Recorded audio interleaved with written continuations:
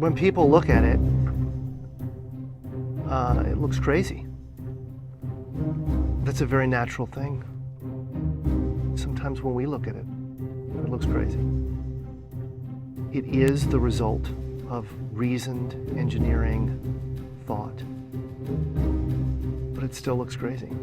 From the top of the atmosphere down to the surface, it takes us 7 minutes. It takes 14 minutes or so for the signal from the spacecraft to make it to Earth. That's how far Mars is away from us. So when we first get word that we've touched the top of the atmosphere, the vehicle has been alive or dead on the surface for at least 7 minutes.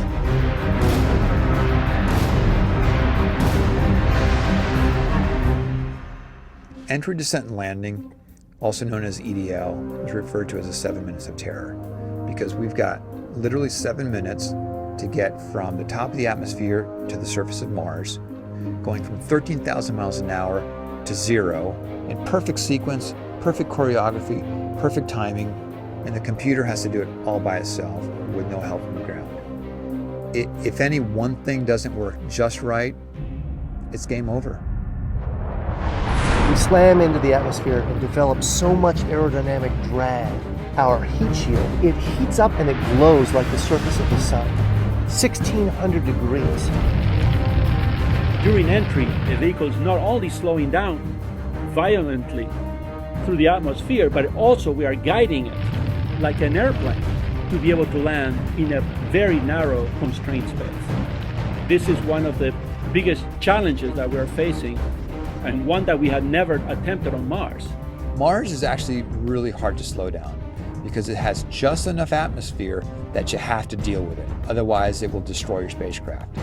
On the other hand, it doesn't have enough atmosphere to finish the job. We're still going about 1,000 miles an hour. So at that point, we use a parachute. The parachute is the largest and strongest supersonic parachute that we've ever built to date. It has to be able to withstand 65,000 pounds of force, even though the parachute itself only weighs about 100 pounds. When it opens up that fast, it's a neck-snapping 9 Gs. At that point, we have to get that heat shield off. It's like a big lens cap blocking our view of the ground to the radar.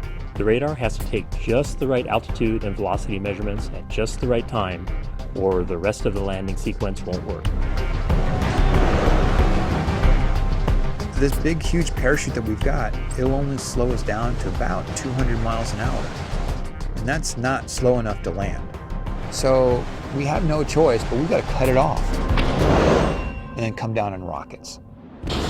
Once we turn those rocket motors on, if we don't do something, we're just going to smack right back into the parachute. So the first thing we do is make this really radical divert maneuver. We fly off to the side.